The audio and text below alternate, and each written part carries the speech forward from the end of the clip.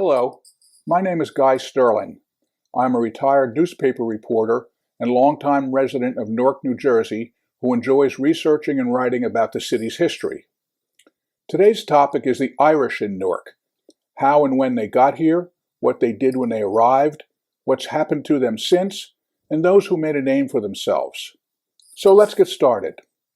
Newark was founded in 1666 by Puritans from Connecticut who ventured south in search of, as one author put it, quiet lives ruled strictly by God and the Bible.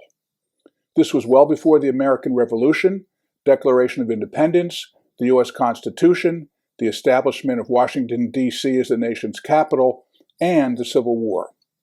The fact is, there are very few major cities in the country older than Newark, which, for example, is older than San Francisco, New Orleans, and Philadelphia, to name but a few. As a result, Newark has a history longer and richer than most American cities, a history that has been marked by many waves of immigrants heading to our border from a variety of foreign lands for a better life. While there were some Irish in Newark going back to the late 18th century, they didn't start arriving in significant numbers until Ireland's potato famine that lasted from 1845 until 1851. And obviously, it wasn't just Newark, where the hundreds of thousands of Irish residents who left Ireland desperate for new lives in America during that crisis ended up. The Irish didn't exactly get a warm reception in New Jersey, nor in most of America for that matter, and they faced severe prejudice, poverty, and disease, especially cholera. To get by, they had to rely on each other, ethnic and civic organizations, and also the Catholic Church, since many of the newly arrived Irish were Catholics. But more than anything else, they relied on politics and the benefits and perks that politics can provide to survive, get ahead, and maybe even prosper. By 1910, a total of 36,000 people living in Newark, just over 10% of the city's population at the time, had either been born in Ireland or were born to Irish parents. That number of residents and potential voters provided Newark's Irish with a base solid enough to take care of themselves with jobs, businesses, and a range of community organizations in the neighborhoods where they settled. Newark's first Irish mayor was Charles Gillen, who served from 1917 to 1921. There were two other Irish mayors after that, Vincent Murphy and Leo P. Carlin. Murphy served for 2 terms in the 1940s, while Carlin served from 1953 until 1962. Carlin was the last mayor to serve under a form of government where the mayor was not directly chosen by the people, and the first to be chosen when they could. In the earlier form of government, voters elected 5 commissioners to run the city. Newark also had one of its Irish American citizens elected governor of New Jersey and another elected a U.S. senator. The governor was Franklin Murphy, who was elected for a single term right after the turn of the 20th century. Murphy gets high marks as a leader, and there's a statue of him in Newark's Wequahic Park. Also, the large brick Varnish company that Murphy and his family owned and operated on Chestnut Street, just east of McCarter Highway in Newark, was restored and has opened as an apartment building. It's worth checking out if you want to get some idea of what Newark looked like in its heyday as one of America's industrial powers. There were literally dozens of such buildings around the city at one time, many of them much larger than the Murphy Varnish Company. A handful remain standing, either as repurposed buildings or abandoned structures. The Irish U.S. Senator from Newark was James Smith, Jr., who served in the Senate for 6 years at the end of the 19th century. He was a leather manufacturer and owned 2 local newspapers. The men from Ireland who immigrated to Newark and could find work mostly got jobs as laborers on the railroad, the canal, or roadways that were so vital to the city's commerce, as well as jobs in the quarries along the Passaic River that once made Newark famous. Over time, the Irish would come to own some of those quarries. Others were successful in carrying their trades with them across the ocean and setting up shop here, making products such as coaches for horse-drawn carriages or hats, to name a couple of businesses. The Irish were also school teachers, publishers, builders, bankers, police officers, firemen, civil servants, and, of course, Catholic priests. In time, as the United States grew and Newark prospered, so did the city's Irish residents. Later Irish immigrants to Newark were often sent money to have in their pockets as they made their passage across the ocean, along with the promise of a place to stay and a job, or a place to learn a trade as they got on their feet in America. The idea was to give the newly arrived a hope of making a living here above the pay grade of a laborer. While the Irish in Newark were scattered throughout the city, they also gathered in several distinct neighborhoods. In North Newark, not far from the Passaic River and the Irish-owned quarries, in the Ironbound section near South Street, and in the Central Ward near where University Hospital sits today. And of course there was the Vailsburg section of Newark that grew into an Irish enclave as construction of a now long-gone trolley line made that part of Newark out near the South Orange border more accessible. Along with the growth of the Irish in Newark in the 19th century was a proliferation of Catholic churches in the city. St. John's on Mulberry Street, not far from N.J. Pack, is New Jersey's oldest Roman Catholic church, with its church built and dedicated in 1828. St. Patrick's Pro-Cathedral at the corner of Washington Street and Central Avenue, the original Cathedral of Newark, is another. There was an equally impressive early Catholic church in Newark that sadly is no longer standing, and that was St. James Church at Lafayette and Jefferson Streets in the Ironbound. The spot on which it stood is a parking garage today. As the 20th century wore on, the Irish influence in Newark began waning. By the census of 2000, the number of Newark residents of Irish descent had dropped all the way down to 2,500, less than 1% of the city's population. It is, no doubt, even lower today. It's not so much that the Irish vanished as it was they moved elsewhere in Essex County, to other parts of New Jersey, and across the country as they gained in economic standing and sought the comfort, space, and peace of suburban living. Pretty much where you find a St. Patrick's Day parade today, you'll find a healthy population of Irish. Newark, however, is an anomaly. The city's annual parade, the oldest in New Jersey, is more about what was than what is. Those with Irish blood in them, still in Newark, hope it's a tradition that never ends. I'd like to conclude this program by briefly listing 20 highly distinguished Irish Americans who resided in Newark sometime during their lives. All may not be household names, but I can assure you, at one time or another, these were people of great renown, both in the United States and abroad. From the world of law, there is William J. Brennan, Jr. and Frederick Lacy.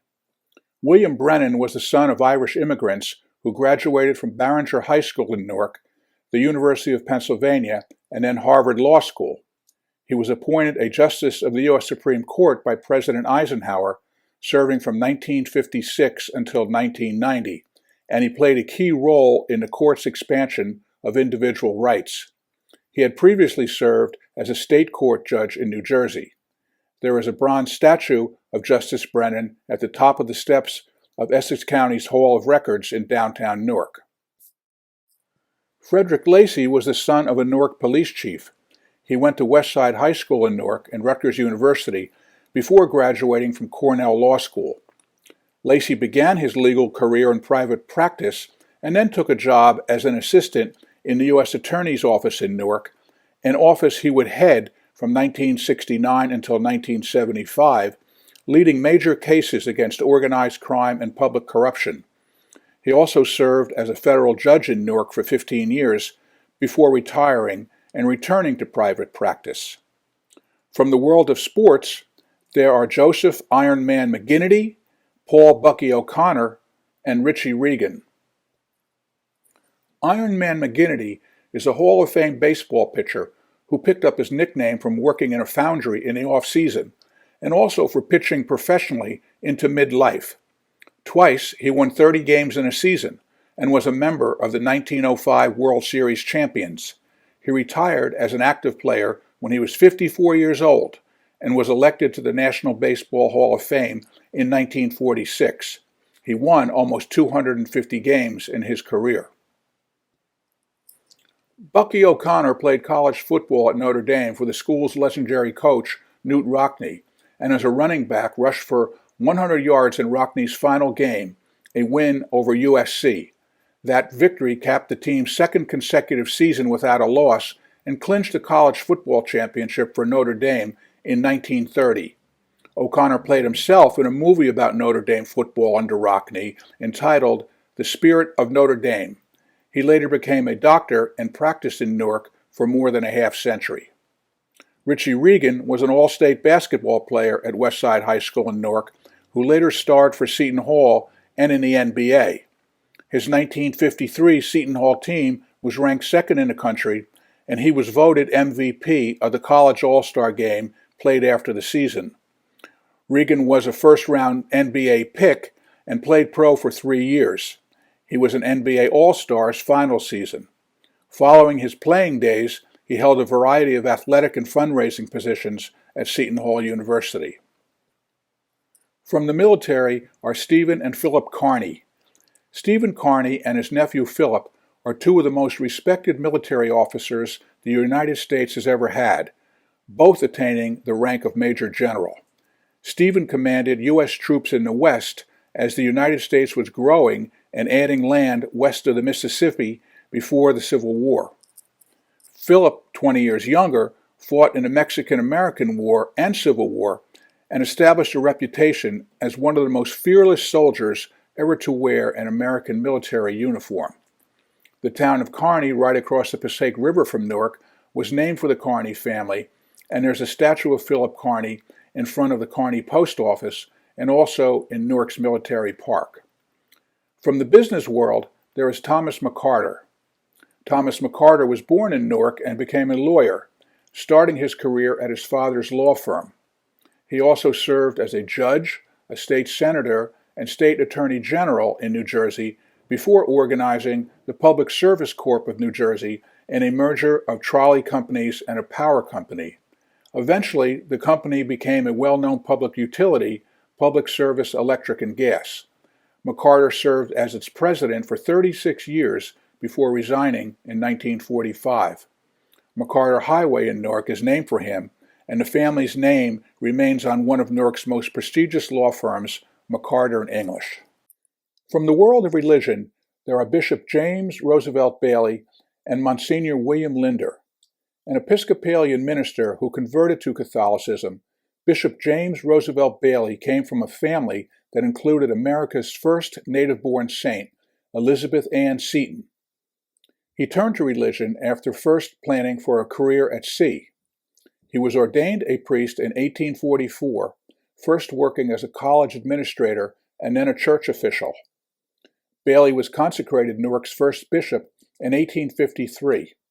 He organized the Newark Diocese and also got its college, Seton Hall, off the ground. He later served as Archbishop of Baltimore. Msgr. William Linder was a Catholic priest who held degrees from Seton Hall and Fordham. After the civil unrest in Newark in 1967, he founded a new community corp to provide housing, job training, health care, and other services to the city's underprivileged. In 1991, he was given a MacArthur Award for extraordinary achievement. The pastor of Newark St. Rose of Lima Church for more than 30 years, he received many honorary degrees, served on government boards, and gave expert testimony at hearings. He also wrote extensively and taught college courses. From the world of labor, there is Tom Giblin and the Giblin family. The son of an Irish immigrant, Thomas Giblin followed his father into labor and politics, becoming an official with the International Union of Operating Engineers. In addition, he has served as the surrogate of Essex County, a county freeholder, and chairman of New Jersey's State Democratic Party from 1997 to 2001. He's also been elected to the State Assembly, where he has served as Deputy Majority Leader. Giblin has a degree from Seton Hall University, done graduate work at Rutgers, and served in the New Jersey Air National Guard. His brother Vince Giblin was General President of the IUOE. From the world of medicine, there is Dr. William O'Gorman. O'Gorman was a well-known American doctor when, in 1885, he sent 4 Newark boys to France for Louis Pasteur's newly discovered rabies treatment. That made him an international figure. He was born in Ireland and trained as a doctor there, and set up a practice in Newark after coming to the U.S. in 1849. During the Civil War, O'Gorman was appointed chief physician for New Jersey soldiers returning from battle. He was the first medical director of St. Michael's Hospital in Newark and was elected both Essex County physician and president of the county's medical board. From the world of journalism, there is Joseph Atkinson and Rachel K. McDowell. Joseph Atkinson came to the U.S. from Belfast and had a long career in America as a reporter and editor. He also served as Newark City Clerk and clerk of the Essex County Board of Freeholders. He began his career on the staff of the New York Herald as its correspondent in Newark. He was also editor of the Newark Journal, the Free Press, and the Sunday Standard, along with the Prudential Insurance Company's in-house publication.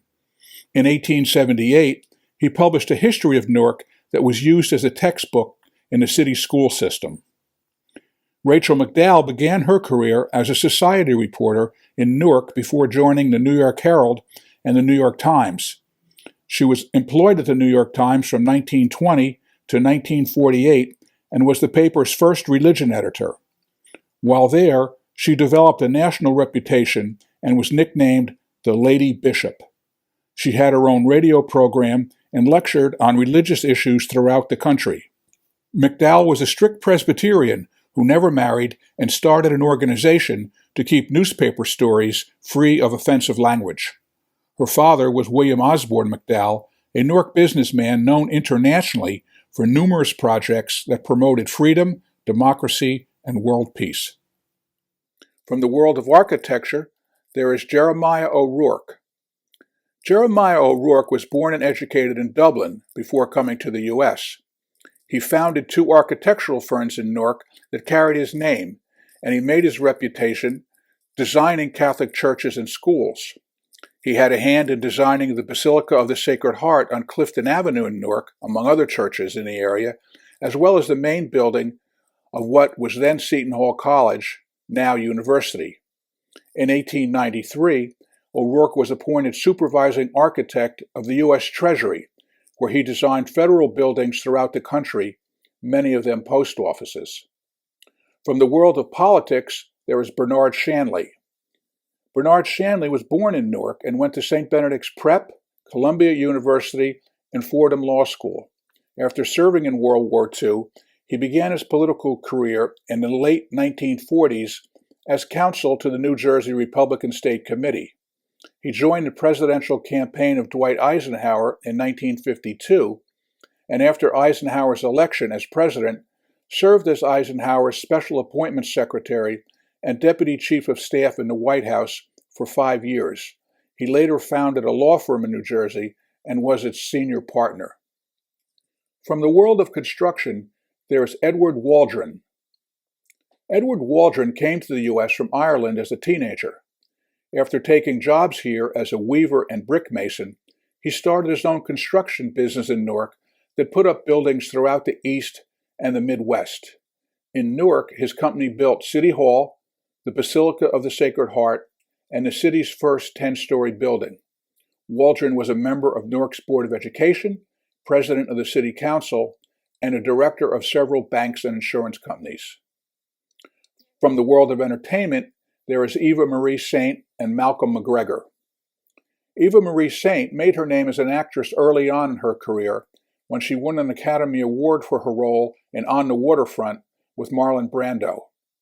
A native of Newark, she acted in other iconic films, North by Northwest, A Hatful of Rain, and Exodus among them. She also appeared on many TV shows or made-for-TV films, as well as Broadway. Saint was nominated for 5 Emmy Awards and won 1 for the TV miniseries People Like Us. The campus building at Bowling Green University, where she graduated, was named in her honor. Malcolm McGregor packed a lot of living into his 52 years. Born in Newark, he was educated in private schools and at Yale, where he was both an intercollegiate swimming and diving champion. He and a Yale classmate were the first persons to sail a wind-driven vessel through the Panama Canal. McGregor was intent on becoming an actor from an early age and set out for Hollywood in 1920. 2 years later, he landed his first movie role in The Prisoner of Zenda. Between 1922 and 1937, McGregor appeared in 55 movies, usually supporting leading ladies. But when sound came to pictures, his career began to tail off, and his last film was as a gangster in the low-budget movie Special Agent K7. Last, but certainly not least, is the Irish patriot James Connolly. James Connolly is a revered figure in Irish history for his efforts on behalf of workers as well as an Ireland free of British rule, but also because he died for his beliefs in the uprising of 1916 that led to Irish independence. He was born in Scotland to Irish parents and was an active socialist there, in Ireland, and abroad. He came to the U.S. in 1903 and lived in Newark for several years, writing, speaking, and working at a nearby sewing machine factory. In 1910, Connolly resumed his work in the labor movement in Ireland. There are statues of him in the U.S. and Ireland, and he was named one of the 100 Greatest Britons in a BBC production. That's quite an impressive list, as I'm sure you'll agree. As a final note, no mention of the Irish in Newark is complete without a mention of McGovern's Tavern on New Street. Opened in 1936 by Frank McGovern, the pub is known as a popular gathering place throughout the state, if not the country. Frank McGovern, who came to the U.S. in the 1920s, retired from the business in 1968, but family members have kept the place up and running ever since. It's a great spot to go and have a pint of Guinness while contemplating all the wonderful achievements and contributions the Irish have made to Newark. Thank you for listening, and may the wind always be at your back.